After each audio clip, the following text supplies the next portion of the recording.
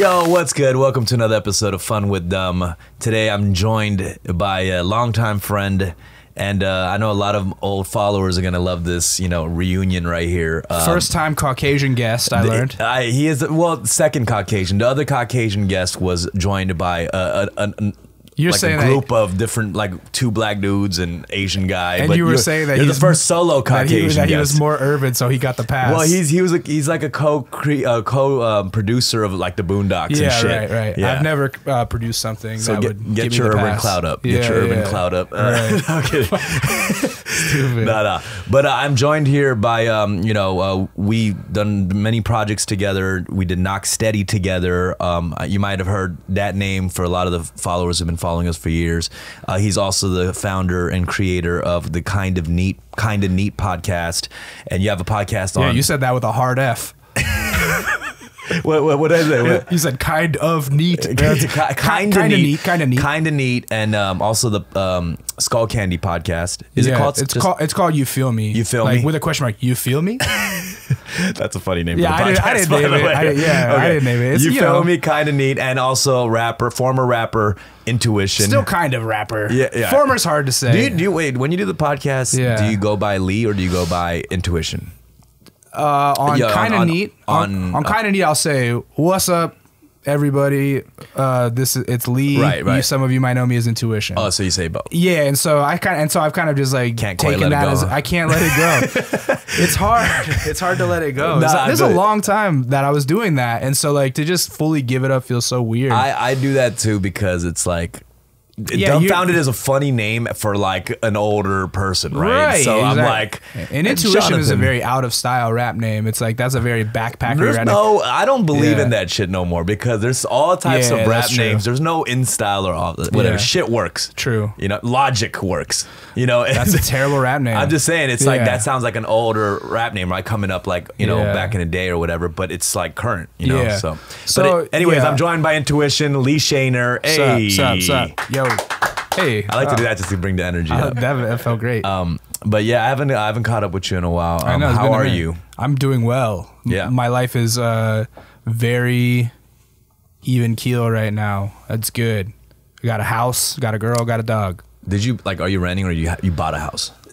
No, I'm renting, but I have a rare property in LA that has no shared walls with any other property.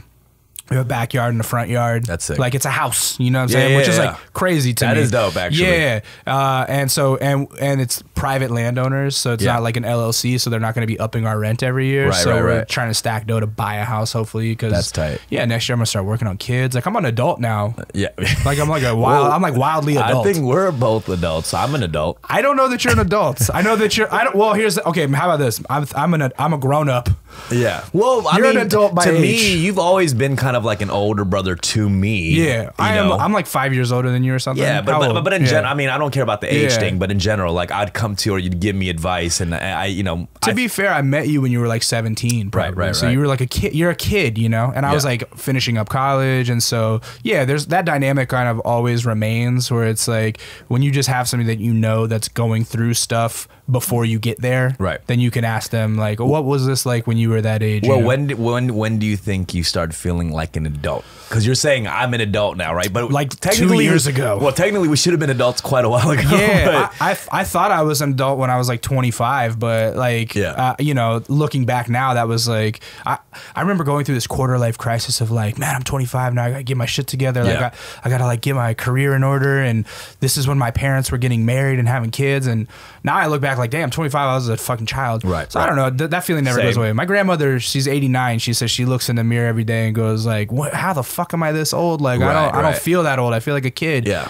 So you never really feel like it. I think but- we're gonna feel like that too. Right, I do. Yeah. I do too. On paper, that said, on paper, I have gone through a maturity growth spurt over the last couple Yeah. years because I got engaged, settled down, quit smoking, quit drinking, and just have a dog. That is or a two. lot of things to quit at once.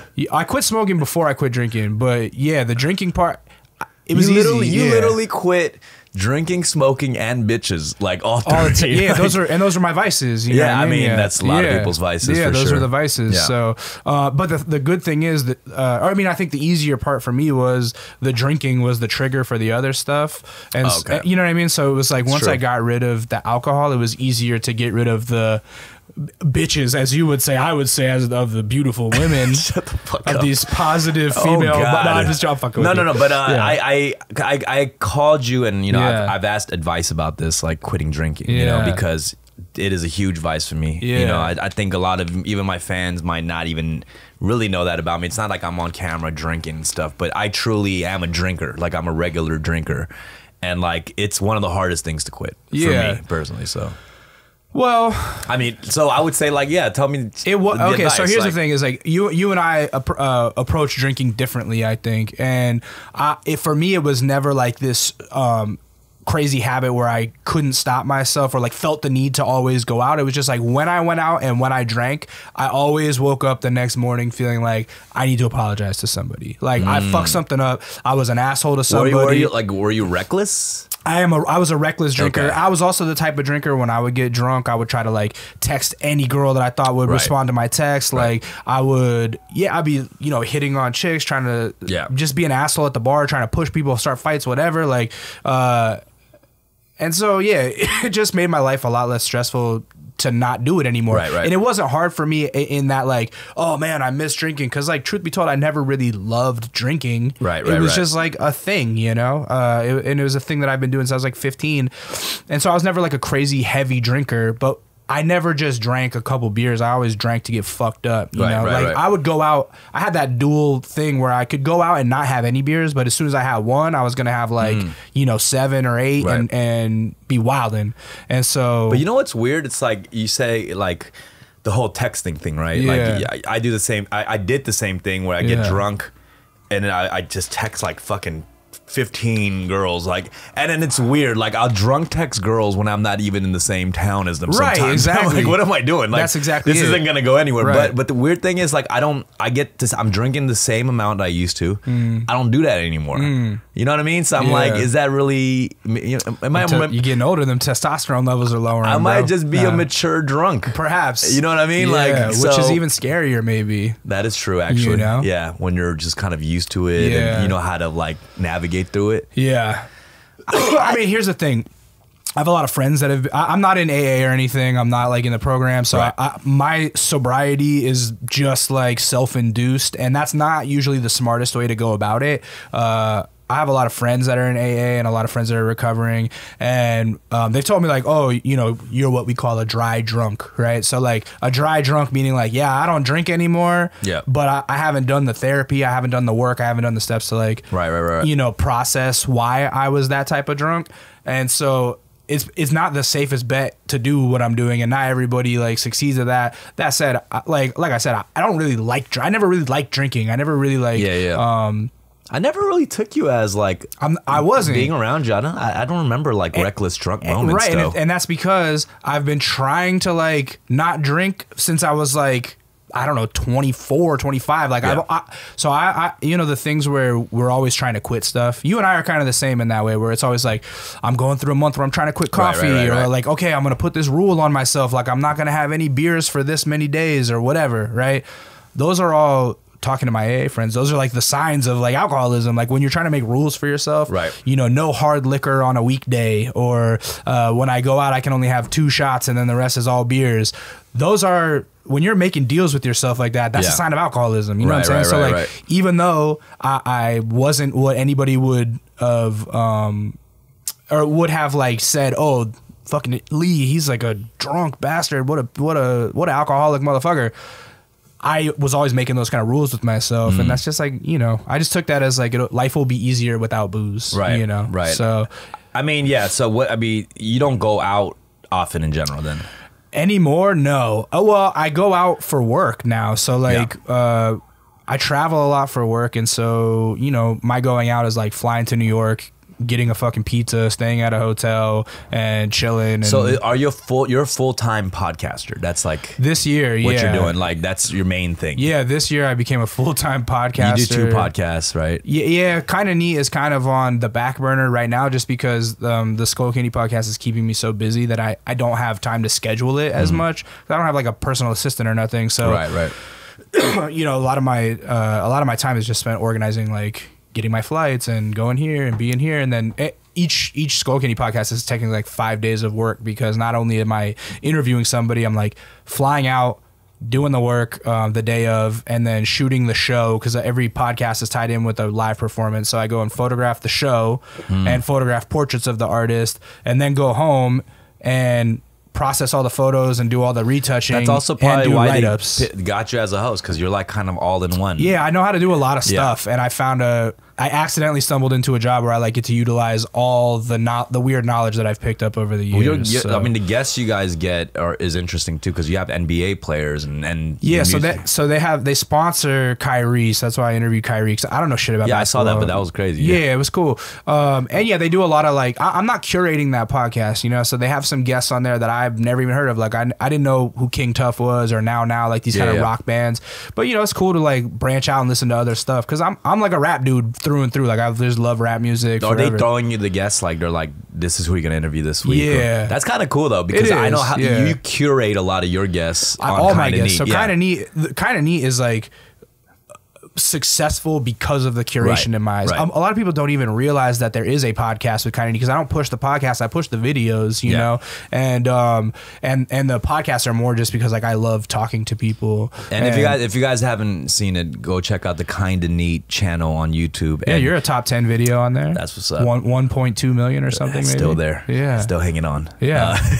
No, but I mean, the dope thing is, like you've had guests that literally it was some of their first like live performance videos, and they went off to like become huge stars. Yeah, Caliucci's is a big one. Yep. Caliucci's is a huge one. Ghostman is our biggest video, and even though he's not like crossed over into like mainstream, he's one of the biggest underground acts. That's so crazy. Huge. It has some of the most views, right? Yeah, that's crazy. Sorry, another big recent one was Kuko. Kuko like blew the fuck up, right? And you know, we did it when he was, you know, his metrics were catching on, but it wasn't as crazy as it is now, you know. What's your process? Like, what is your process, would you say? Is it just like artists you kind of stumble upon? Yeah, or? A lot of it is stumbling upon. People have asked me to try to explain my like internal algorithm, and I don't really know how to explain it. It's a combination of like hearing the names enough times from like my friends or people that I trust, right? Or seeing their names just seeing their names on Twitter enough times. But does it also feel like they're kind of on the verge of blowing up? You feel that? Yeah, I always feel that, because once I see the name from like these real, so like I'm not like a verbs type or a speak type where like they hear stuff before anybody else has vouched for them. I'm kind of more of a second and loudest type of person. So I hear about them from dudes like that, and then I go, okay, well I have this platform, let me give it to them. So after I start hearing it from these people that are like really the underground tastemakers, I listen to their shit, and if it has a connection to me where I'm like, damn, this is legitimately great music, right? Or my following will like legitimately love this, then I'll put them on.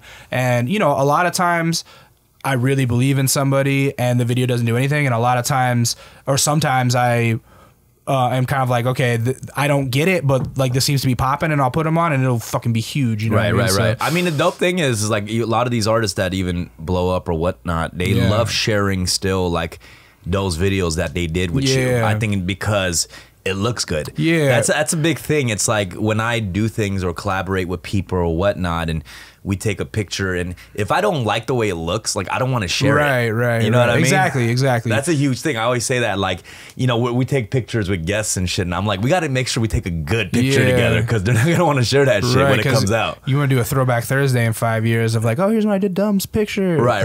Podcast. I mean, the picture got to be good. But yeah, I think Kind of Neat, similar to what Knoxsteady was for that year. It's like it became a stepping stone where people would look at it as like, I'm at this point in my career where I should be doing Kind of Neat, because it's like a milestone. It's like a rite of passage. You know what I mean? That, for sure. Like really with Kuko, who's like the second biggest video on the channel, he was like, when I hit him up, right when I first heard of him, I DM'd him and he's like, oh yeah, I love the channel. Like I've been waiting to do one of these. Dope. You know what I mean? So it's come full circle where I've been doing it long enough to where now kids that are on are like, yeah, I grew up on this, which is crazy because it's only been around 5 years, but like internet time is like multiplied like dog years. I mean, it's also like with music stuff, I mean, you've put that in the back burner for a really long time. Like, is that something that you still kind of dabble in once in a while, or you know, because I'm sitting on some songs, and you know, I'll probably put out because your fans are still there. Yeah, you know I mean, like they'll still constantly ask or like comment. Like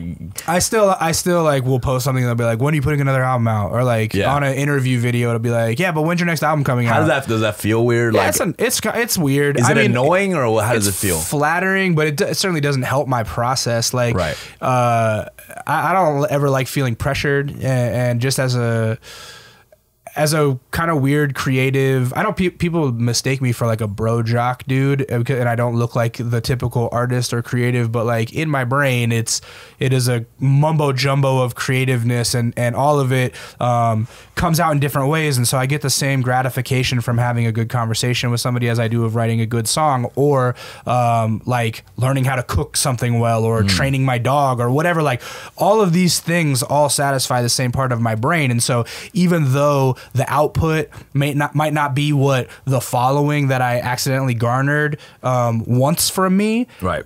I can't let them deem what my happiness is going to be, right? So like art in itself is selfish, right? Because not only does it satisfy your creativity, but it also gives you the validation that you're seeking at that moment, right? And so, you know, right now I'm just not.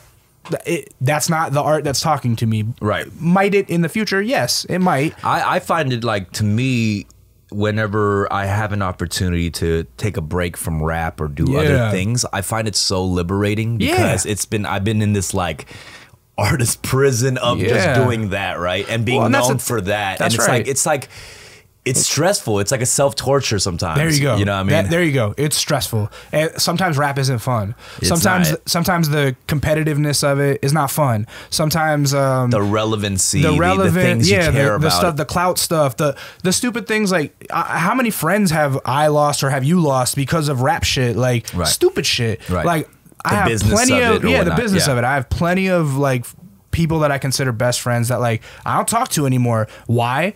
Because of rap. Like that. That's it. It just Hip-hop saved our lives, but also destroyed it. It also ruined it. That's it. No, but so it's one of those things where like the stress and the like not fun and the pressure that I put on myself. Like I really feel like the last record that I put out, it for me is peak. You know what I mean? It's like it's probably the best record I could possibly put out. So I constantly struggle with that of like, okay, it needs to be that good again, or why do it? You know what I mean? Like if it's not as good as you can make it, then you're cheating your following and you're cheating yourself, you know? Right. So I really put my all in that last record. And I know that in internet years, it feels like forever that I put it out 4 years ago, but at the same time, like it needs a while for me to like, I have to hate it before I can put out something new. Have you thought of, I mean, you know, what you do similar to in curating your, you know, the podcast and the acts on your podcast is like, have you thought about like actually A&Ring? You know what I mean? Like getting into the music industry of that. Like, I think everybody thinks about A&Ring, and I'm sure, like you said, oh yeah, I want to be an A&R. I don't want to be an A&R. You know, okay, so I don't want to be in the business of music. Yeah, for a while I thought that was what I wanted to do, and then talking to more A&Rs, I learned that it's like a really hard. It's a really hard trade, and it's a lot more about politics than it is about music, and it's not as high paying as you would think, and you have to put in the 10 years of work. A lot of risks. You know, like years of you know, somebody that we came up with that we've known a long time, Tunji, he's one of the biggest A&Rs in the business now. He's like one of the most successful dudes in the business. That said, he started A&Ring when he was like in his early 20s. Yeah. So it's great to see him now as like the man, you know what I mean? Yeah. But what we weren't there to see for sure. The grinding that he did. Yeah. And that grinding part, that's the part you got to start when you're a young man. Because when I'm 37, you don't got that kind of fucking tolerance, right? And I've already had a taste of that, like, I'm getting that like taste of the good life success where it's like, I don't want to go back and get somebody's coffee for a while. You know well, I mean, that's true. I guess that element of maybe Tunji starting really early was a big factor because when you're older, like, you don't want to be like punked around by yeah. young ass like. And the fact of the matter is, like, brats, yeah, sure, you know? sure, I know what good music sounds like, but so does everybody. My girl is has a better ear than I do. Right, you know right, what I'm saying? right. But nobody knows her name as a curator in A&R, but like she helps me with my curation in A&R, and so you know. I think that's one of those jobs that everyone wants to get into. Just like everybody says, like, oh, I want to be a music director on a TV show. Right. You know what I'm saying? Yeah, like, yeah. I'm sure that I'm like highly qualified for that in the ear, but I don't know the business part of it. I don't know the paperwork part. If you saw an amazing, young, talented kid who doesn't have a manager or whatever, would you consider managing him? I think about that all the time too. And I'm self-aware enough to where like, I toy with it and I go, ooh, I should manage somebody. You know, Brian was trying to get me to manage Breezy back in the day. Right. And I was like, yeah, this Breezy, meaning Anderson .Paak. And so, yeah, we brought him in. I was going to manage him for like a week. I was like, yeah, I'm about this. And then I went, I don't think I'm ready for this. And I don't think he's ready for me yet. And like, it's not going to work. And so, I wouldn't have been able to take him where he got, you know what I'm saying? And so that's the thing is like, I always look at managers, right? People that want to become managers, you got to ruin like 2 people's careers before you take one person to the promised land, right? I don't think I have it in me to ruin 2 people's careers, you know what I mean? And do it wrong to learn for myself, right? I've seen so many people that get fucked over by bad management, and I'm self-aware enough to be like, do I really want to like fuck somebody over on accident while I'm trying my best for them and like put their life back? And being a manager is it's hard. Very hard job. And it's the biggest gamble because you're doing all this work in hopes that this 10% becomes something.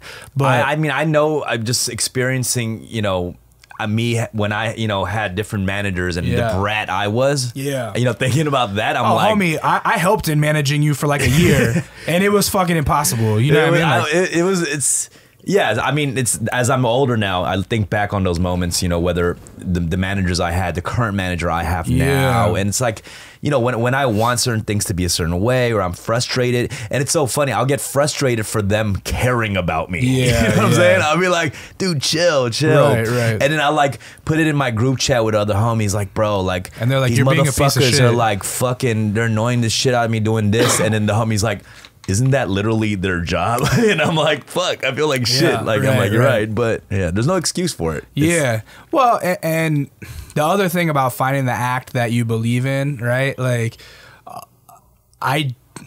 this is, I guess, my own self-doubt, but I don't know if I have the eye to spot that raw talent, you know, that managers do, because the talent that I'm good at spotting is like when somebody's already been getting groomed for a couple years, right? So they've already had that management. They're already like in the studio. They're like getting their shit together.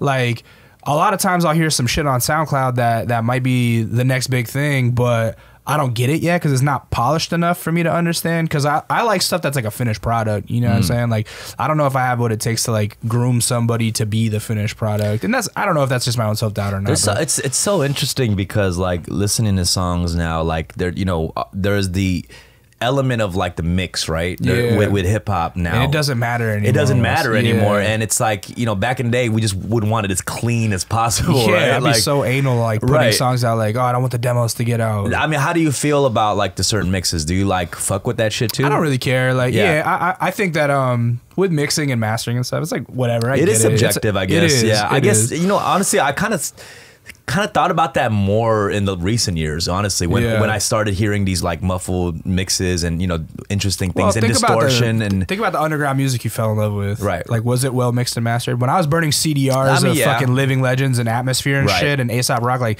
that shit. Or like old like Outsider songs and, you know. Exactly. That shit was not mixed well at all. Like all the old ruckish shit, like it didn't sound good. Like it sounded raw. I don't even remember it though, like that it didn't sound good. Because you didn't, you weren't thinking about it then. You don't think about the inside baseball shit until you're inside baseball, you know? Yeah. And so, so when I hear some like raw underground shit that's not mixed and mastered well, I can still take away the like talent from it. And then a lot of times, you know, I don't know what it is, but I always like finding shit early. I just like finding shit before other people know about it. And then when other people start to know about it and it does get more polished, I'm like, oh, it lost some of its intangible appeal. Like it lost some of that soul, you know? Like by the time second or third album comes out, I'm just not interested in a rapper at all because I'm like, their first shit was so much better. You know? So I don't know what that is. It's a weird tick that I have. I mean, I mean, you're a rap fan. Like, I mean, that's what we like. We like discovering shit early. Yeah, that's right. Shit. That's right.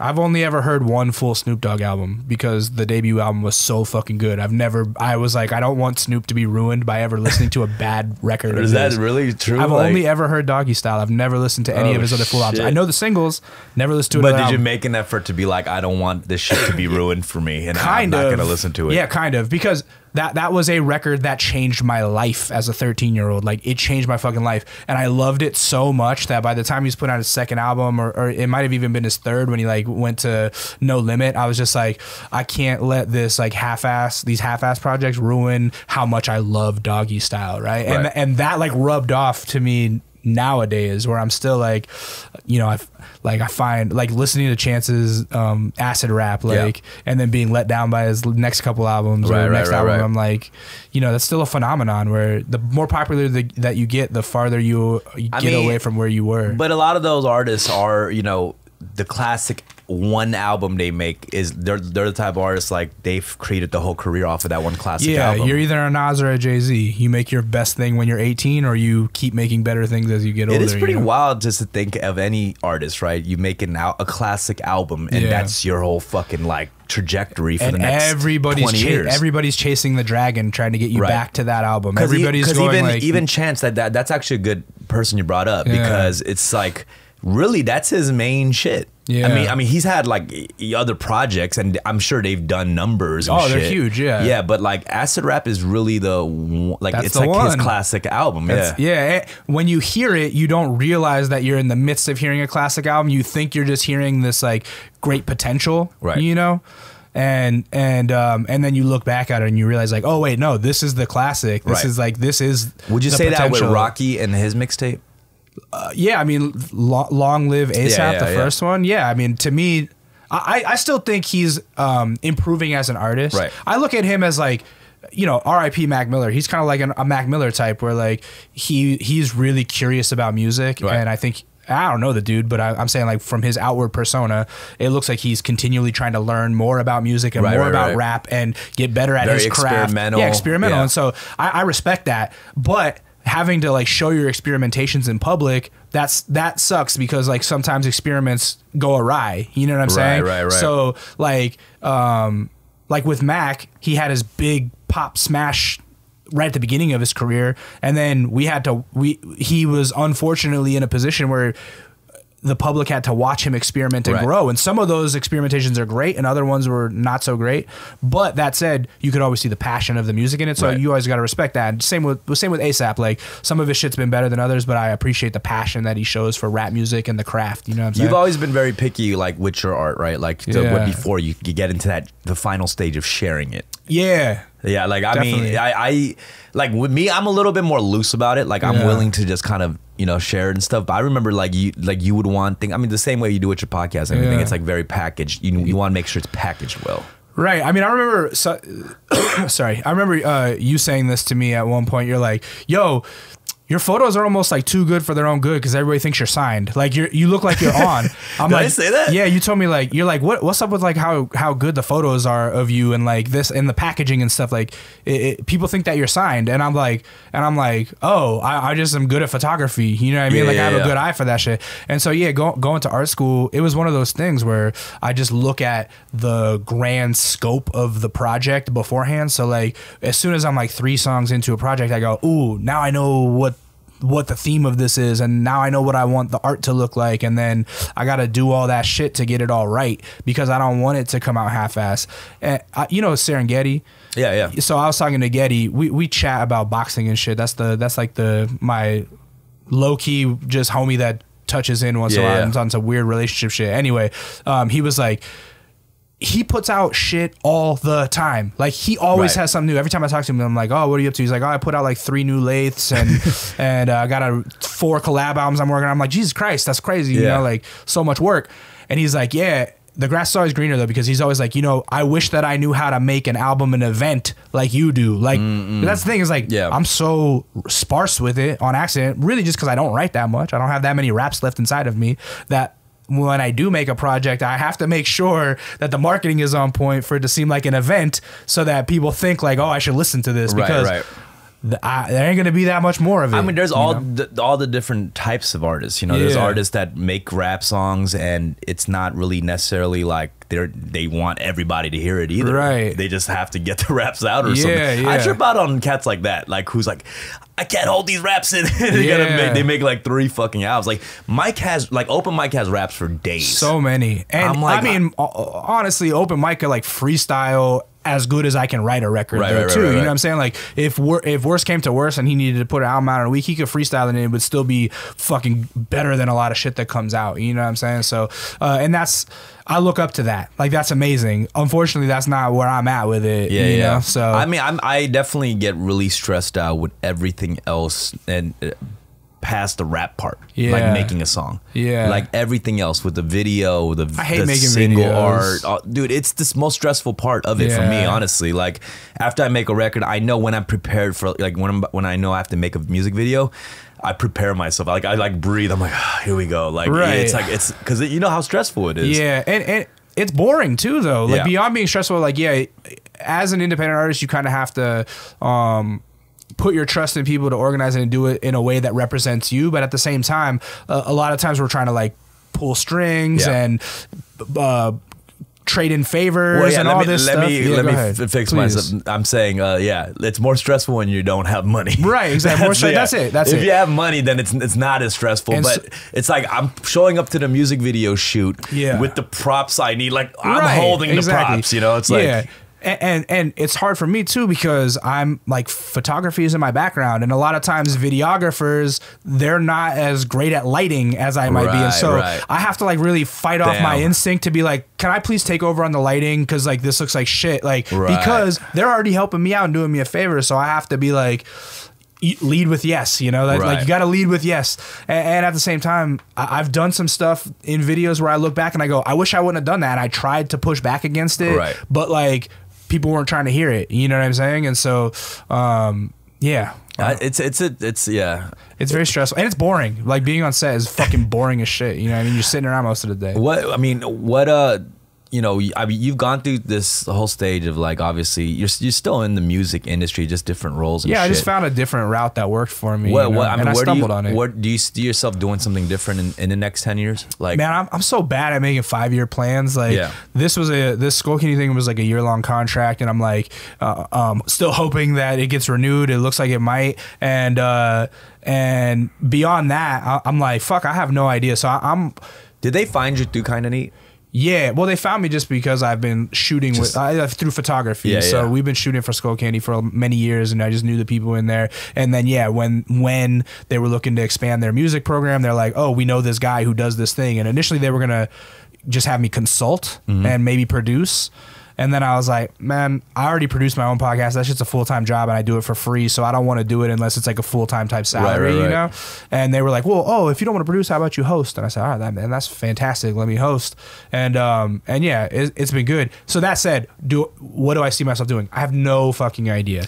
Like, I always fly by the seat of my pants, and that's part of like the problem with my artsy brain is like, I can't do the same thing for too long because I go nuts, and I'm sure you're like that too, and that's why you act and do comedy and write raps and do podcasts because like I said, you got to satisfy that shit. That is, I mean, I guess if somebody asked me the same thing, I wouldn't really know. It's just like I have no idea. I'm navigating through it, but yeah, I mean, I'm happy for you though, because I definitely know like after like Knock Steady and everything, like you were going through like rough times, you know. Kind of. I mean, I was just upset. I don't think that I was going through as rough times as people think. Like I lead a privileged life, and I recognize that, and I've been lucky in that I have friends that are successful who can hire me when they need me, and yeah, I mean, dude, I can't sit here and complain. I'm a fucking white guy in America. Like, we land on our feet. You know what I'm saying? Yeah. So after the Knock Steady shit, I didn't go through like super rough times. I just had to like start hustling again harder. Right. I mean, you jumped into like, you know, creating your own shit. Yeah, I mean, that year was very formative for me. I learned all this other stuff that I could do because. Yeah, my whole 20s, I wanted to be a rapper. That was the thing. Like, I wanted to be a rapper. I wanted to make music and tour and have fans and da-da-da-da-da. And then I got to like 29, 30 and I realized like, oh, that's not happening. It's like not working out for me the way that I thought it would. So I got to figure out how to like use all the weird skills that I've picked up to do other shit. And so far it's led me in the right direction. And a lot of that has just been hard work that I've done on my own behind the scenes, because kind of neat. I've done pretty much for free for 5 years. It has its ups and downs because of YouTube. So it was always in the black, but it was never like paying my rent. Right. Similarly, music was always for free. I was always in the black, but it never paid my rent. You know what I'm saying? It was just like supplementary income while I worked in the background. But nobody's tweeting or fucking Instagramming about their job. You know what I'm saying? But I always had jobs. You know what I'm saying? I find it so like interesting when, you know, we were kids rapping and doing our thing, and I remember seeing like just and then at certain point, like seeing the first time and realizing, oh shit, like there's like adult rappers, right? And then you remember, like there was like even that documentary, the adult rappers, rapper documentary, and it's something I never really thought of before I saw it. I was like, when they put it like that, it's just it kind of clicked in my head. I'm like, okay, these are like. Yeah, like it's weird to hear those two words together a little bit. It's a grind, you know? and that's the thing is like, man, my whole reason I wanted to be a rapper, or that I wanted to be a photographer, or that I wanted to be a podcast host, because I don't want a real job.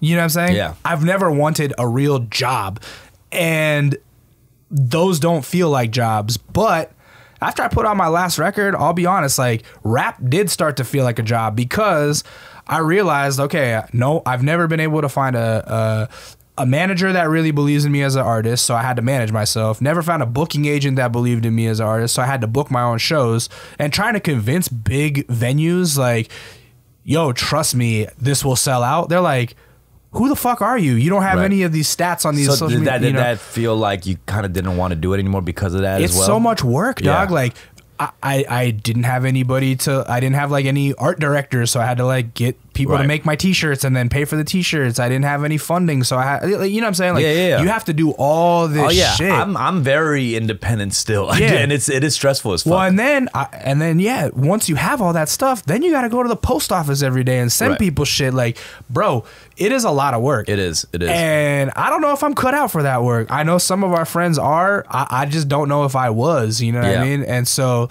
I think it's also it became not fun. It's more about, it's a lot of work and very little return. Very little return. Well, and that's the thing is like, because then all of the money that I make gets split with Mark, because he does on the music end half of that. You know what I'm saying? And I'm not the person to be like, well, I'm out here doing all this, and that, and the other, and going to the post office area, so I get more of a cut. Like, that's just not how I work. I'm like, yo, you do half the music, you get half the profits. You know what I'm saying? So then it's like, even less of a payoff, you know what I'm saying? So it just became a lot of work. It is a lot of work. I mean, this is like a good, I think, portion for any up and coming young rapper to listen to. Really, it takes a different kind, man. It takes a different kind of human to do that shit. So. Unless you have the $1 million spit and then you get a team behind you. Right. I didn't have that. I had maybe $100,000 spit. You know what I'm saying? Like I had the spit that will gain me enough followers to where like sometimes I get recognized in Vaughn's, but it's not like it's not MTV spit. You know what I'm saying? Like, and I mean, it's a lot of work, and when we're young, like it's fun, you know. But it's like if you do that every record every year. Woo. It's just like, I think by the 10th year you're gonna feel a certain way about it. Because that's the other thing is like, I'm very tunnel visioned. I'm a very tunnel vision person. I have to handle one chore at a time, and I have to handle one responsibility at a time. And I make a checklist every day so that, okay, man, I'm gonna do this, I'm gonna do this, I'm gonna do this. And if I start trying to do multiple ones at the same time, none of it gets done. You know what I'm saying? Yeah. So with the record shit, right? Like let's talk about people that like can put out a record a year, right? While they're shipping stuff every day, getting the CD cover ready, getting the mixing and mastering finalized, working on booking a tour, this, that, all that shit, right? Making the t-shirts, all that shit.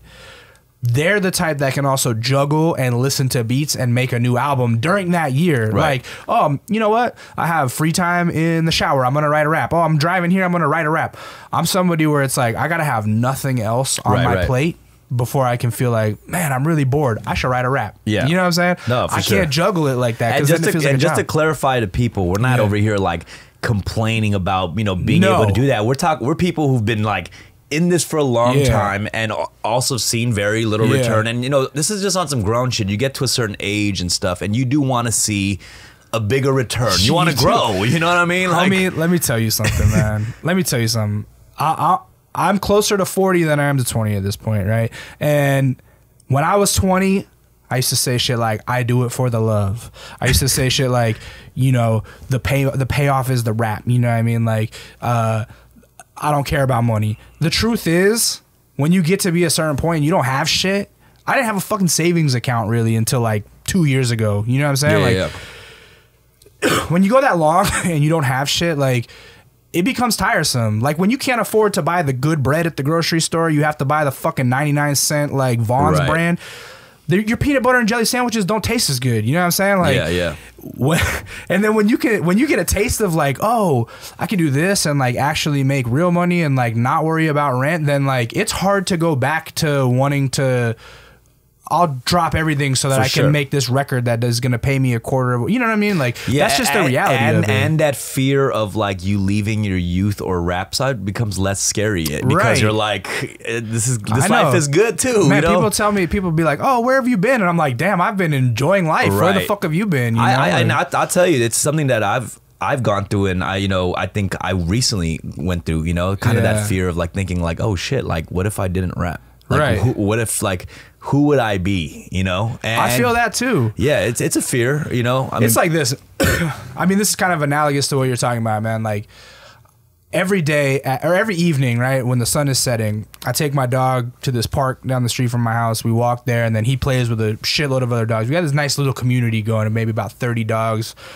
You know, people come out with their kids and shit. It's nice. Talk to people. I'm meeting new friends there. Yeah. And when I tell them, these normal people, they're like, what do you do? And I said, well, I have this podcast. Well, you have a podcast? You get paid? Why? How? Well, I used to rap.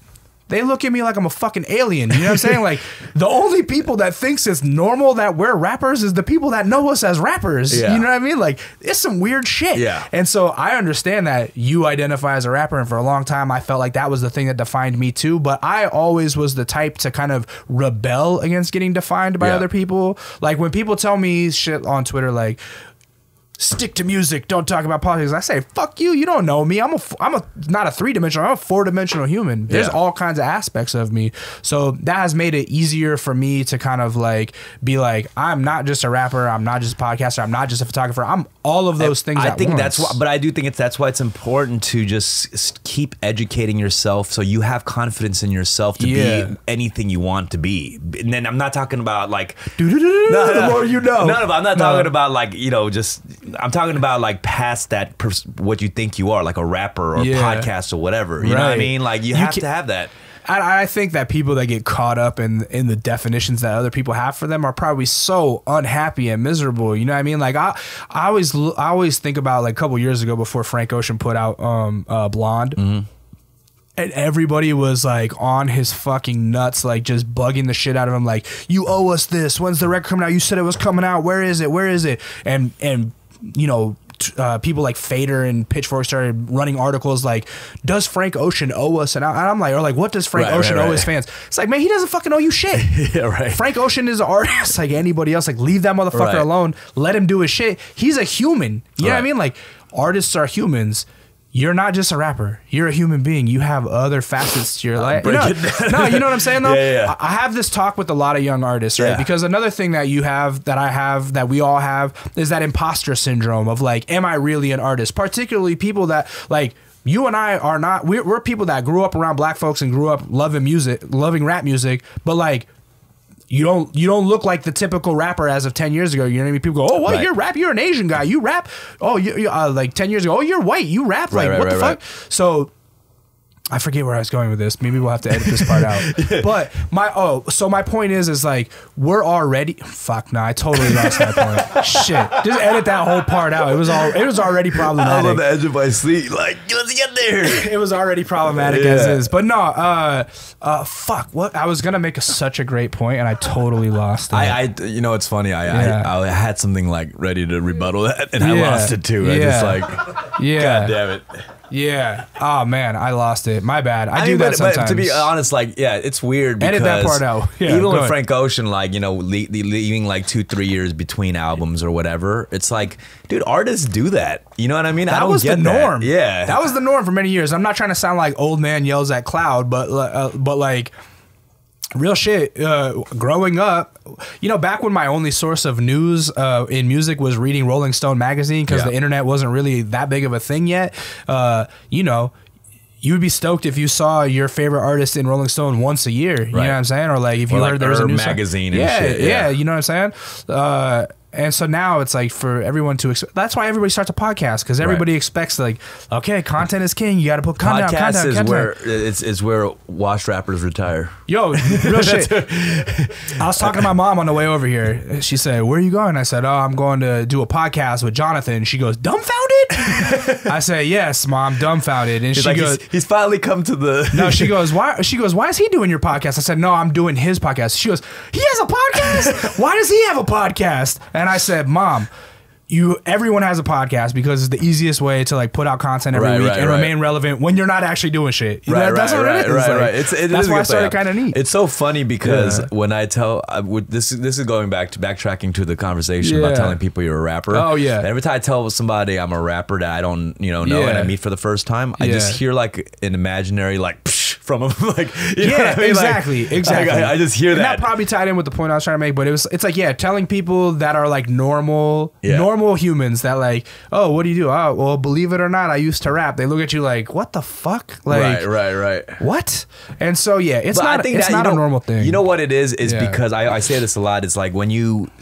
The idea of being a rapper comes with like you're on a yacht popping champagne and shit. No one knows, like people only think about the working class rapper a lot of times. Right. Yeah, and that's always like struck me as so annoying because like like when you see rap represented in movies and shit, it's always so false, you know. It's too much. I remember watching Hustle and Flow and like watching him hop in the booth for the first time and like a hit song coming out. I was like, I'm like, this ain't how this shit works. Like you never been in a booth for a whole fucking day. Well, like, everybody has a $ chain on. It's like it's so goofy. It's like it's always goofy. And so there's a lot of people that are working class rappers and the most of society doesn't understand that, you know. There's a lot of, it's the same thing as like punk rock, you know, like people don't realize there's still like a punk rock scene if you're in the like normal world, like I don't know, fucking normies. Do you still stay up on like new rap every day some shit drops or what? I try. I'm like a little lazier with it now, and honestly I'm starting to see my age gap start to pick up. You know, there was a scientific study. I'm not going to cite sources, but I read that age 33 is the year where you start to regress musically, and that's when you start leaning more on the stuff that you listen to in high school, and your view on music becomes kind of more myopic, you know, and you concentrate on the stuff you like already, and you start saying the new stuff sounds like trash, right? Yeah, I'm 4 months away from 33. Right, and so I'm 37. I've tried to be. I've been fighting that off for 4 years, and I'm still not the type to be like, this is trash, this is garbage. I always try to contextualize shit, and I just say like, this I either like I love it or like this is not for me because I don't get it, right? And so some of the shit that like my nephews like, I'm like, I don't get it, you know. But I've had a pretty easy time like enjoying new rap music more than people my age, and honestly like I really hate talking to like backpacker kids or like just backpackers in general that are like, this new music is trash, am I right? Because then I'm like, well, let me tell you, actually, when you look at the sociological context of this music, it's actually fucking the new blues, and it's really beautiful, and in 20 years when white people appropriate it, you'll think this was classic hip-hop. Like that's the cycle of it, you know? So I don't know, I love new rap. I don't stay up on it as much as I should, but I still I manage every year to find new artists that I really love. I am glad that like both of us and just, you know, certain friends are like grew up to be open-minded about like new shit, you know. Because I wasn't at a certain point. I made all those mistakes when I was younger. When I was a young backpacker, I used to be like, fuck that jiggy shit. I was too. I don't listen to like, I don't listen to mainstream. I missed out on a lot of great rap from like 2002 to 2009 because not only was I so far with my head up my own ass trying to make my own music, but then I was also on my I'm like going back and doing the knowledge with like old school rap and alternative rap to where like the stuff on the radio now is trash. It's nothing compared to EPMD. You know what I mean? Like, that's what like white people do, right? Like, so when you look at, sorry, I'm gonna go into a lesson here, but tell me more. When you look at the plight of like popular Western music, right? It all starts off in the black community, and then white hipsters latch onto it, and then the white mainstream lashes onto it, and then white artists start to appropriate it, and then you get Elvis Presley, who's like the greatest rock and roller of all time, right? In the mainstream media or the mainstream world, when realistically he just stole all that shit from fucking blues musicians and black musicians of the past, right? And I've been watching that happen with rap as well, like, and that's why I'm always like fighting about, you know, that new rap music is still great and is still creative and is still as relevant to just the social dichotomy as it was 20 years ago, because I don't want to watch rap get Elvis Presley. I don't want Eminem to be the only rapper that people remember when they talk about the annals of rap music. It is incredible to see like a Billboard chart and seeing like the top 10 in the rap charts and being like, there's 7 white rappers. 7 white, yeah, it's exactly. Like, it's insane. That, like being a white rapper that's like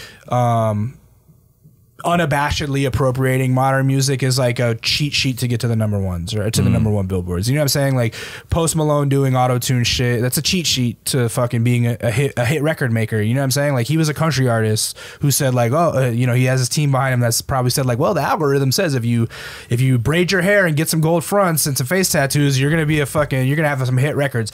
That motherfucker's gonna be Kid Rock in 20 years. He's gonna be a right wing rootin' tootin'. You think so?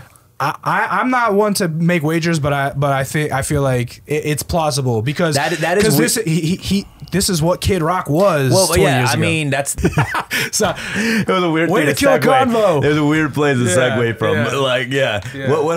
What projects you got or anything in the works that's besides your podcast? No, what do I have in the pipelines? Nothing, dog. Like I live.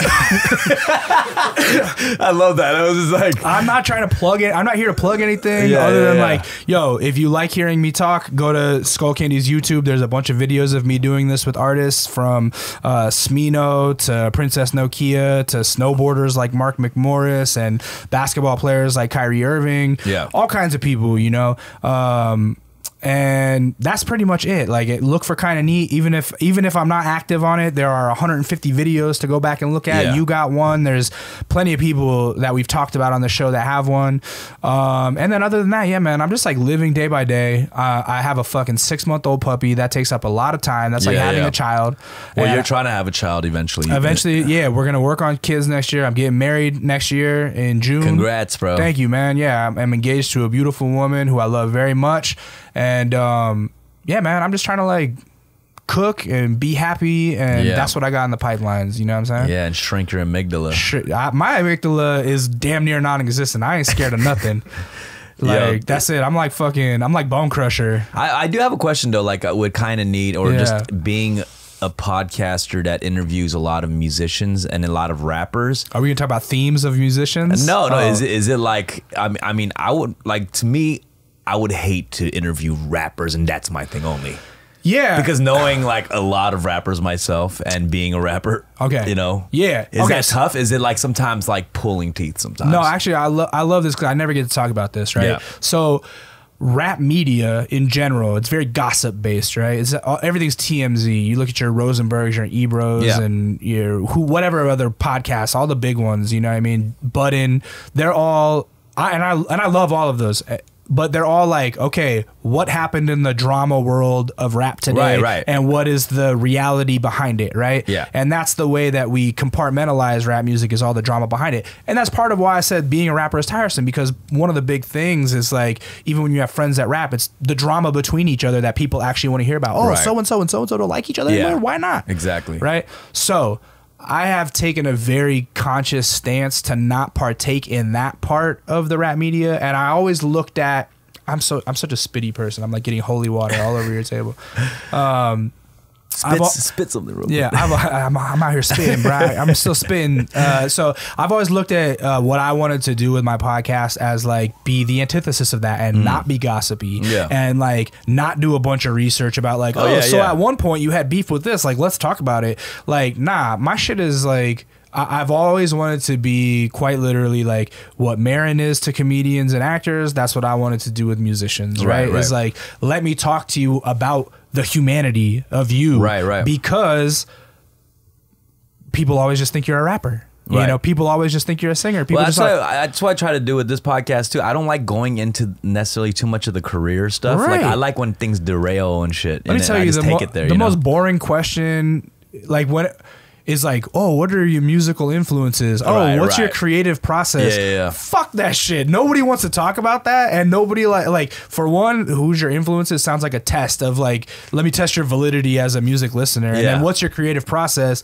It's like that whole thing of like, oh, let me explain my craft to you so you think I'm a valid artist. Like, nah, nobody wants to talk about that shit. Like, people, you'd be surprised how many people just like to talk about like how their parents met, or like what sports they played, like the most boring shit. And I have a formula that I stick to, you know what I'm saying, like, and I have like my things that I like to talk about, and because of that, like when you get into it, people get open, you know what I mean, because they're not used to being talked to as a human. They're not like artists get to a point where like when they're doing media, they're on guard. Because they're going like, I can't slip up and end up on World Star saying some foul shit. Right. So like when you get them in a place and talk to them like the humans that they are, like you'll open up and you'll get more interesting anecdotes than anything else. Nah, for sure. And I get like the podcasting thing. You know, I'm new to this space, but like it's. Bitch, no, you're not. You've been had podcasts.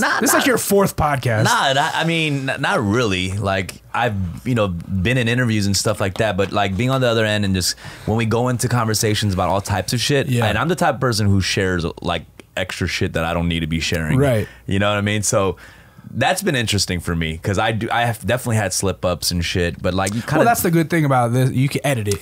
Yeah, but it's like I don't know. It's also getting older. You kind of don't give a fuck anymore either. You know, why not like share this or whatever? I'm not. Right, at a certain point, you have to be like, I don't. This is kind of my life. Like, is it really gonna affect my livelihood if I talk about this? There's no like rap persona with me. It's just like that's me. it. Yeah, I've always felt that way too. Yeah. Also, I remember when I had the big brain fart. I remembered what I was trying to get at. What was it?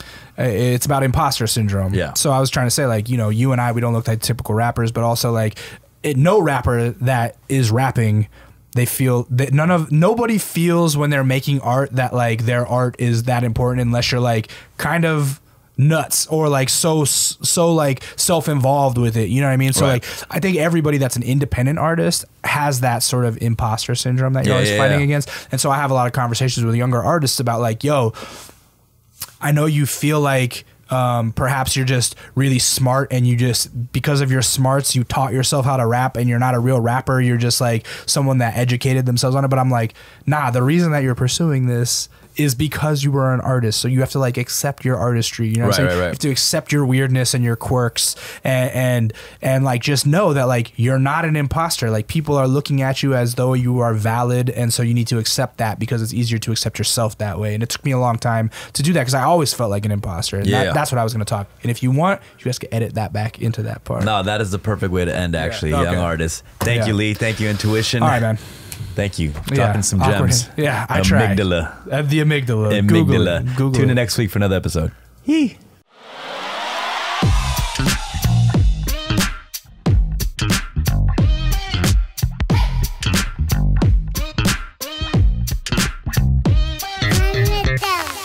Cafe.